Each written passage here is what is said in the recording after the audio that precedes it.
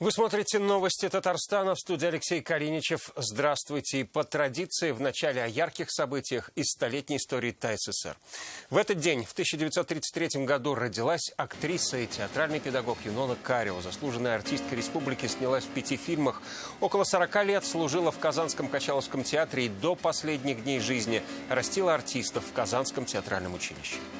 7 июля 1976 года в Казани торжественно открылся молодежный центр. Его строили всем городом на средства комсомольцев и промпредприятий. В комплекс вошли ресторан, гостиница, бассейн и концертный зал, куда с гастролями стали приезжать знаменитые артисты страны. Ну а мы возвращаемся к событиям этого дня. Что несут нам грядущие платежки? Пенсионерка, инвалидка второй группы, онкология. Как мне не тяжело. Пенсия у меня 10 тысяч. Готовы ли татарстанцы к тарифному скачку, знает Алия Хайрудинова. Последствия потопа на улице Фучика устранят уже завтра. Перебоев с горячей холодной водой не то, что не будет, их в принципе нет. Кто ошибся с расчетом и пострадали ли от произошедшего местные жители, узнавала Юлия Муратова. Новые общественные пространства на окраинах города. Больше, можно сказать, было как мусорка, чем зона отдыха. Где в этом году появятся парки и скверы, расскажет Салават Мухаммадулян. Жара стоит, работа идет. Погодные условия великолепные, работы до работы. Что происходит на трассе в Татарстане, увидел Дмитрий Аринин. В июне татарстанцы стали добросовестнее платить по счетам. Речь сейчас о коммунальных платежах. Об этом стало известно сегодня на брифинге в Кабинете министров республики. Однако рост тарифов может повлиять на увеличение задолженности. С 1 июля по всей России выросли тарифы на ЖКХ. В Татарстане на 4%. Это средний показатель по стране. В ожидании счет фактур с новыми суммами казанцы уже придумали, как будут экономить. Алия Хайрудинова продолжит. Сегодня у папы выходной, а значит, можно погулять в парке. Семья Кондратьевых живет совсем рядом. За однушку в новостройке летом платят 3500 рублей. Зимой бывает и 8. Повышение тарифов ЖКХ для молодой семьи – повод начать экономить. Будем максимально лишний раз не включать свет, экономить на воде, не купаться часами, а минимально. Рост тарифов происходит каждый год. Повышение коснется всех регионов России. Самые высокие тарифы будут в Чечне – 6,5%. В Татарстане 4%. Незначительное повышение цен ожидает жителей Ненецкого автономного округа – 2,4%. Для сравнения, таков прошлогодний тариф и нашей республики. Из-за коронавируса депутаты Госдумы вышли с предложением заморозить тарифы на уровне прошлого года. Инициативу в правительстве рассмотрели. Результат – жители страны ждут счет фактуры с новыми суммами, а поставщики услуг подсчитывают выпадающие доходы. В Татарстане за 3 кризисных месяца это больше 2 миллиардов рублей. Так же будем жить, как и жили дальше. Мне кажется, там не такая большая сумма. Я даже не считала, если честно. Повышение – это всегда плохо. Вот. Но у меня этим супруга занимается. Я зарабатываю, она тратит как-то так. Все время все возмущаемся. Как ни до кого это не доходит ведь. Дети есть, они помогают. Справимся, думаю. Дети работают. Из-за коронавируса у людей упали доходы, а некоторые вовсе остались без работы. Но и отрасль ЖКХ пострадала не меньше. Если тарифы оставить на прошлогоднем уровне, то достойно подготовиться к осенне-зимнему периоду просто не удастся. И несмотря на то, что пока еще лето, до осенних холодов остается пара-тройка месяцев. Мораторий на индексацию не сработал. В среднем по республике тариф повысился на 4%. Цифры разнятся в районах и городах. Все зависит от расположения и климатических условий. Первое место по самым низким тарифам выиграл город Набережные Челны. И на память то, что я сейчас помню, это один из высоких тарифов был в Балтасинском районе на тепло. Это было связано 2300 рублей за гигакалорию. Но сработал другой мораторий. До 1 января следующего года не будут начисляться штрафы за долги. Не нужно бояться и отключения воды или газа. Такое послабление сыграло не в пользу поставщиков услуг, говорят в Минстрое. Постановление, оно, к сожалению, дает возможность не платить именно тем категориям, которые традиционно находятся в конфликте с жилищно-коммунальным хозяйством. Как правило, все семьи, которые находятся в ограничении, они оплачивают. А еще жителям рекомендовали установить приборы учета. Тогда и платить придется только за то, что потратили. Алия Хайрудинова, Ильшат Мухаметов, ТНВ, Казань. Последствия потопа на улице Фучика в Казани будут полностью устранены уже завтра. Об этом сегодня сообщили в пресс-службе водоканала. Напомним, накануне в 10-м микрорайоне в ходе строительства второй ветки метро был поврежден водопровод диаметром 60 сантиметров. В результате вода залила проезжую часть дороги, а более 500 многоквартирных домов остались без водоснабжения. Кто ошибся с расчетом и когда устранят последствия прорыва, узнавала Юлия Муратова. Че, пацаны, прикольно? Отлично.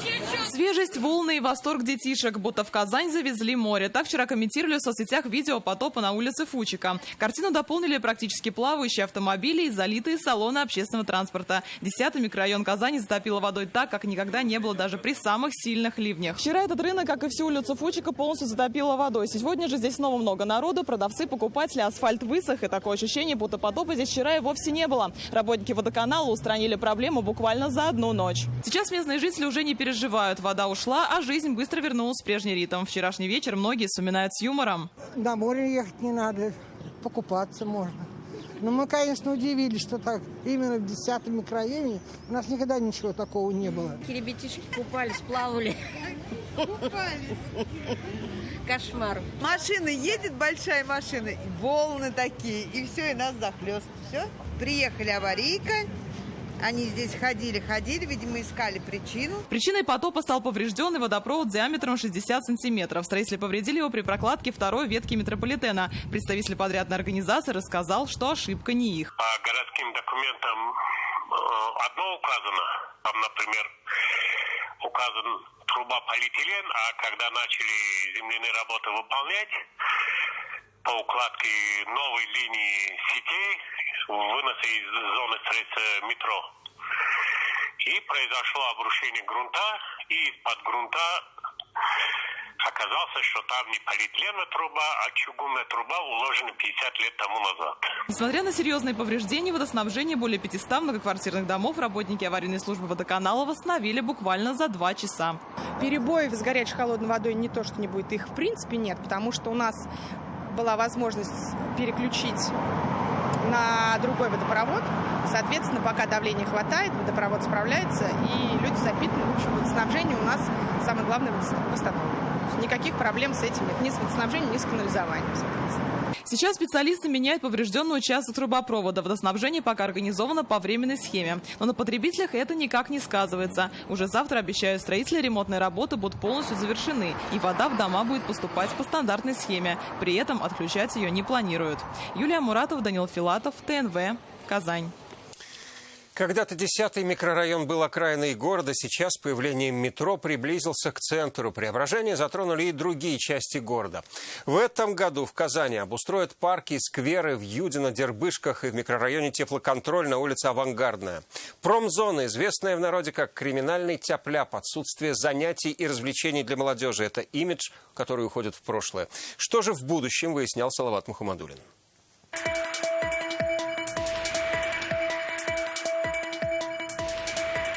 В центре площадки, вот в этом месте у нас предусмотрена сцена. А, вот здесь? Да, вот в этом месте. Рядом со сценой детские качели, игровые архитектурные формы, скамейки и зеленые насаждения. Чуть дальше дорожка для велосипедистов и спортивная площадка. Так будет выглядеть первый для микрорайона Теплоконтроль парк. Очень много насыщенность, это мафов, то есть детских именно оборудования, игровых лазилок, не знаю, горок различных. Все оборудование на песчаном покрытии, то есть чтобы не было каких-то травматизмов. Интересная история здесь приключилась во время стройки. Это будущий памп-трек. Специальная трасса для велосипедов, самокатов и скейтбордов. Сразу после того, как на нем постелили асфальт, сюда начали сбегаться дети. А поэтому строителям пришлось пока огородить трек вот таким вот забором. Ждут с нетерпением открытия парка и дети, и взрослые. Микрорайон на окраине города. Ездить куда-то далеко, вокруг заводы. Податься молодежи было некуда. Вероятно, с этим и связано появление именно здесь одной из первых в Казани еще в середине 70-х ОПГ «Тяп-ляп». Мэр Казани Ильсур Метшин хорошо помнит те годы. Рассказывал, что на всю улицу была только одна лампочка. Теперь на окраины города пришла цивилизация. Здесь начали строить спортивные объекты, стали открываться кружки для детей, стала развиваться и социальная инфраструктура. Очередь дошла до теплоконтроля. На самом деле богом забытый промышленный микрорайон такой спальный был, но начали мы к универсиаде. И вот уже 30 августа парк обещает открыться. Цена благоустройства 50 миллионов рублей. Возможность появилась благодаря республиканской программе. Совсем другие отношения были и к территории. Больше, можно сказать, было как мусорка, чем зона отдыха. Детям где будет поиграть. Так что, естественно, рада. Просто вот сейчас немножко шумно, пока идет строительство. А так нормально все будет. С малышами гулять. Нету придворовых хороших нормальных площадок. Но я надеюсь, что будет здесь очень замечательно. Да, я жду, да. В этом же году уже в Юдино жители ждут восстановления старинного фонтана, а у ДК железнодорожников будет детская зона. К тому же в Дербышках уже открылся обновленный ДК имени Саидгалеева. Всего 5 объектов за год на 887 миллионов рублей из республиканского бюджета. И это только в столице. И комфортная среда будет для всех. Салават Мухаммадуллин, Адельмин Дубаев, ТНВ, Казань. В Татарстане преображается участок трассы М7 в Зеленодольском районе. Это часть будущей скоростной магистрали от границы с Чувашией и Набережных Челнов. Это одна из стройплощадок национального проекта «Комплексный план расширения и модернизации магистральной инфраструктуры». Когда ждать открытия и насколько возрастет скорость потока, узнавал Дмитрий Аренин.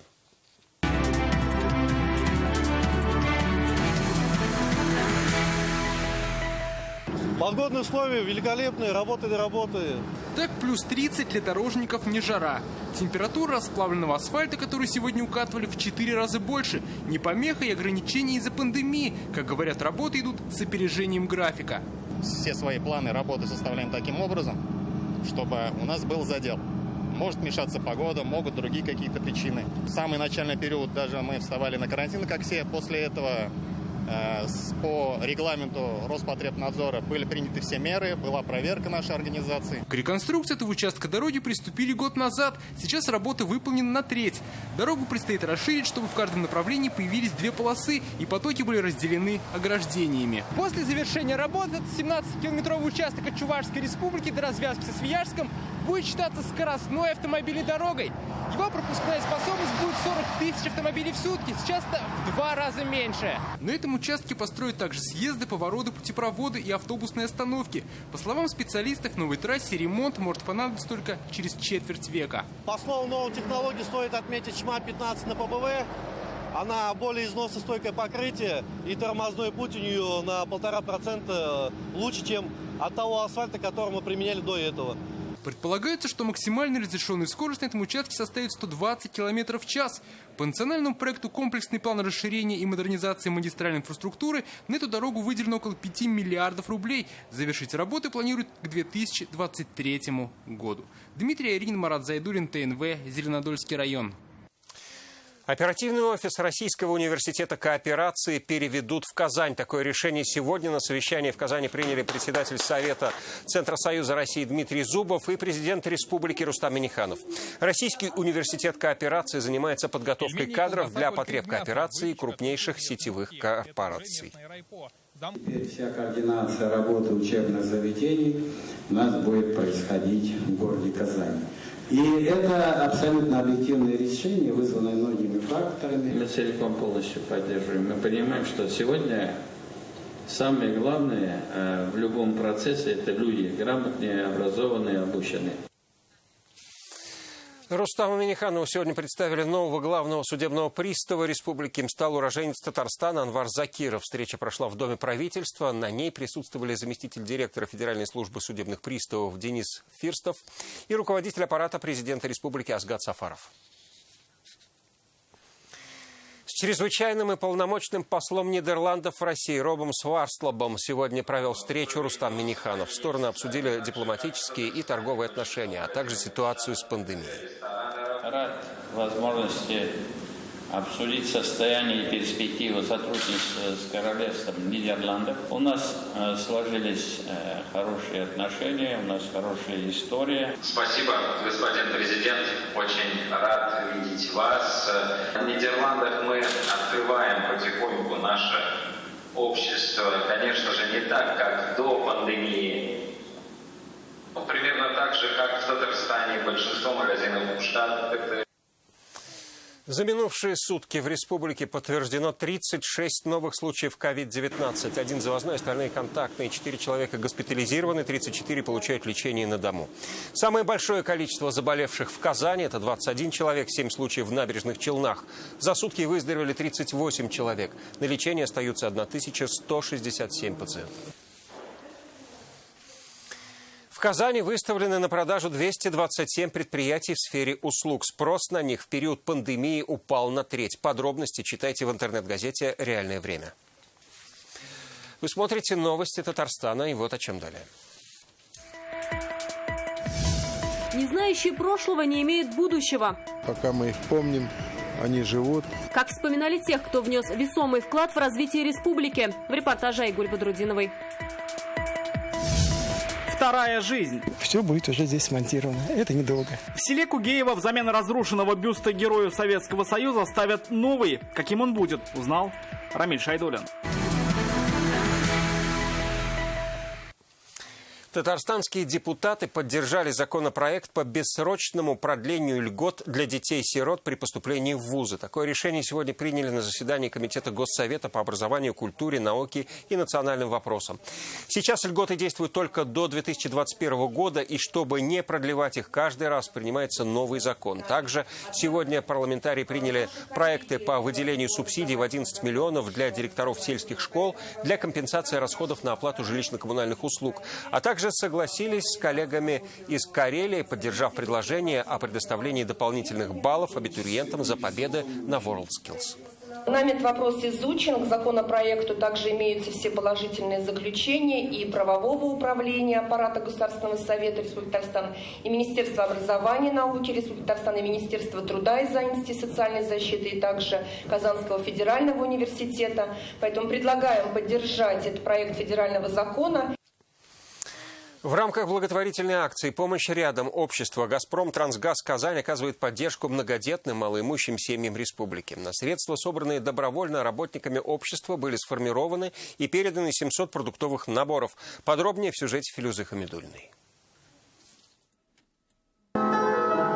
Семья Владимира и Веры Голубь многодетная, 11 детей. Самому младшему даже нет 2 месяцев. Чтобы дети ни в чем не нуждались, глава семейства работает в 3 местах. Музыкант, сварщик, писатель. Но даже так любая поддержка будет не лишней, говорит он. Сегодня в рамках благотворительной акции «Помощь рядом» общество «Газпром Трансгаз Казань» оказало им адресную помощь. Иногда вот такие презенты хорошие, это как рыбья вода среди засухи.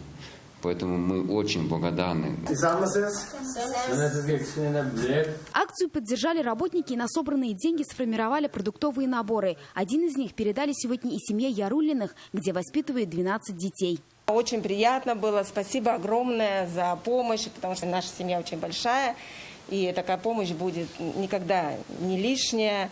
Большое спасибо! Работящая семья, дети очень воспитанные. Многодетная семья, чувствуем, может быть, была необходимость, и вот вовремя подошла, как говорится, поддержка. Адресную помощь получили и жители Сабинского района.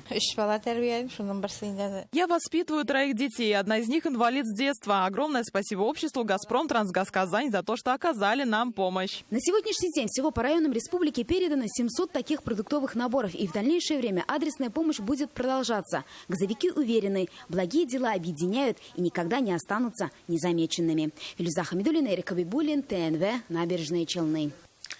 Народ, не знающий своего прошлого, не имеет будущего, сказал Ломоносов. В год юбилейный в Татарстане продолжают вспоминать тех, кто внес весомый вклад в развитие республики.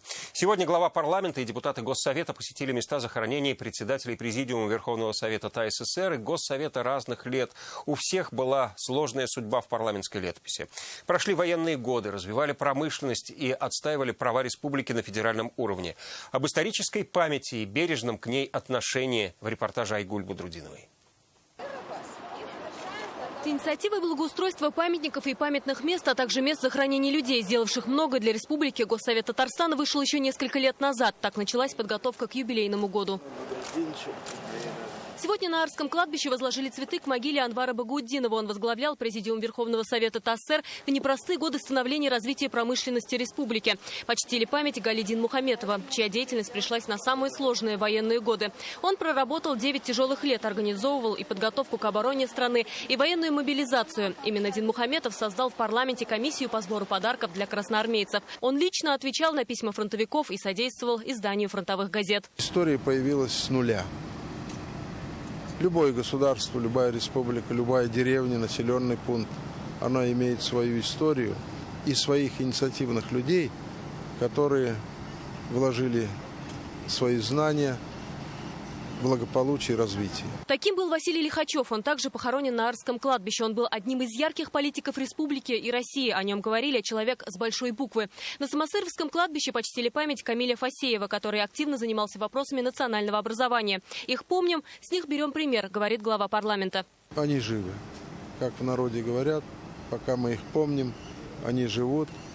Мы соизмеряем принимаемые решения, свои действия с тем, как бы поступил Анвар Бадридинович Багаутдинов или Батыев Салих Галимханович, который 23 года был председателем Президиума Верховного Совета.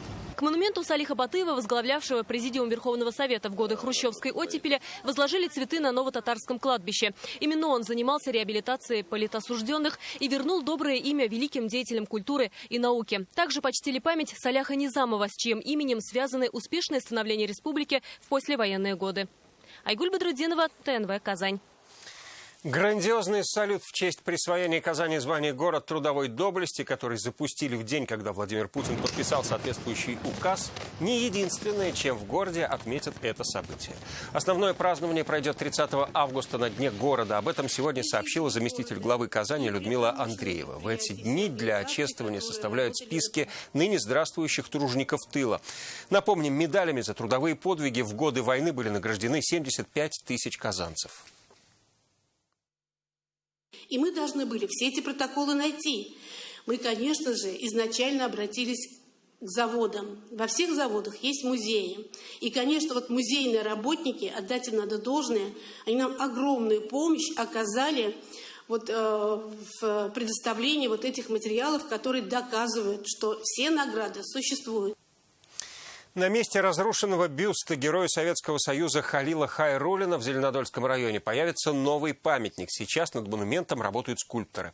Напомним, в конце июня стало известно, что неизвестные разбили бюст героя Великой Отечественной, установленный в его родном селе Кугеево. Дело под контроль взял лично прокурор Татарстана Илдус Нафиков.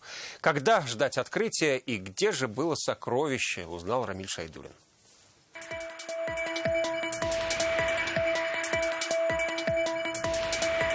Нами было предложено сделать вот в таком стиле. Бронзовая скульптура будет выполнена с фотографической точностью. Халилу Хайруллину на ней словно нет и 30. Уверенный взгляд, медали. Именно такая скульптура вскоре появится на месте недавно разрушенного бюста, стоявшего еще с советских времен. Все уже в работе. Я думаю, что в течение 2-3 недель мы постараемся все это организовать и сделать. Новость о том, что вандалы разбили статую Героя Советского Союза, в конце июня, подобно пуле, облетела республику. Местные жители были шокированы произошедшим. Наверное, это вечером сделаю, ночью. Как думаем? Вандализм, наверное. Я так думаю. Вандализм. В дело включилась татарстанская прокуратура. Выяснилось, что виной всему детская шалость. 2 мальчика искали внутри клад. О том, что разбили они само сокровище, им теперь должны объяснить родители. Они не специально разбили, потому что они там играли. У нас там вот качели есть. Они вот на качели катались и думали, что там внутри у них есть. После уже районные власти решили восстановить памятник за счет бюджета. Взамен старого каменного новый бронзовый, более масштабный и детально проработанный проект. Скульптор такой, он портретист в первую очередь. И у него удаются ему такие работы, поэтому и был он выбран. В течение месяца он будет готов. Мы планируем ко Дню Республики сделать такое масштабное открытие. А пока вокруг памятника готовят и места под видеокамеры. После случившегося местные жители уже не хотят оставлять памятное место без наблюдения. Рамиль Шайдуллин, Руслан Хуснудинов, Игорь Романов, Адель Миндубаев, ТНВ, Зеленодольский район. В продолжении выпуска информация о погоде, а у нас к этой минуте все. Всего вам доброго и берегите себя.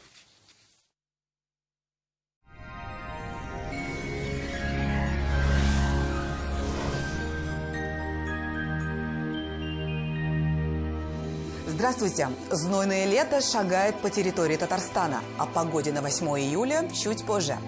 Компания «Данил Мастер» работает в прежнем режиме с соблюдением всех правил безопасности. Не откладывайте заказ и радуйтесь своей новой кухне или шкафу-купе уже сейчас. Звоните 2-167-166. «Данил Мастер» с заботой о вас. Полгода ипотеки за счет застройщика. Квартиры «Акбарс-Дом». Дом там, где мы. Телефон в Казани 295 77 77. Полгода ипотеки за счет застройщика. Квартиры в Казани от Акбарс-Дом. Дом там, где мы.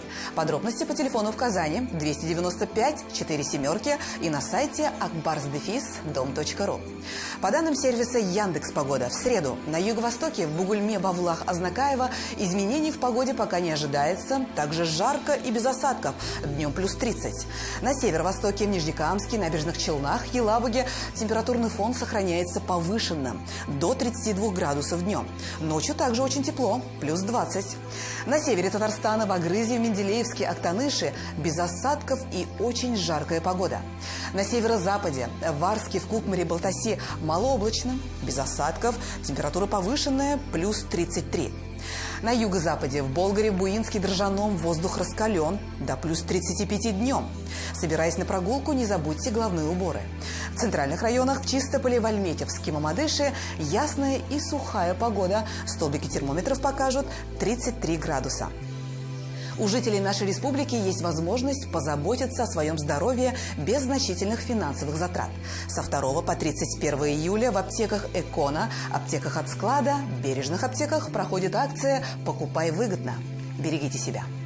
Покупай выгодно в аптеках «Экона», аптеках от склада и бережных аптеках. Троксивазин – 183 рубля, Нурофен – 134 рубля, Альмагель А – 219 рублей. Покупай выгодно в аптеках «Экона», аптеках от склада и бережных аптеках. В лечебно-диагностическом центре «Эксперт Плюс» акция. На МРТ ночью скидка 20% до конца июля. Запись по телефону в Казани 205 59 17. В лечебно-диагностическом центре «Эксперт Плюс» большой выбор медицинских услуг. Врачи, специалисты, УЗИ, анализы. До конца июля акция. Ночью скидка на МРТ 20%. Адрес Чистопольская, 5А. Запись по телефону 205 59 17. В Казани в среду будет малооблачно, без осадков. Ночью плюс 21, днем будет очень жарко, 34 градуса. Ветер юго-восточный, умеренный. Атмосферное давление в пределах нормы, влажность воздуха 46%. В магнитном поле Земли без заметных возмущений. И еще одна интересная информация. Федеральная сеть медицинских центров «Доктор Ост». Лечение самых сложных заболеваний позвоночника и суставов без боли и хирургического вмешательства. За 10 лет в 10 городах России врачами клиники отменено более 10 тысяч операций. Лучший протез – тот, что остался в упаковке. Мы беремся восстановить сустав даже на стадии некроза, без операций, с помощью передовых технологий. Приходите в «Доктор Ост». Убедитесь, вернуть сустав к жизни можно в любом возрасте.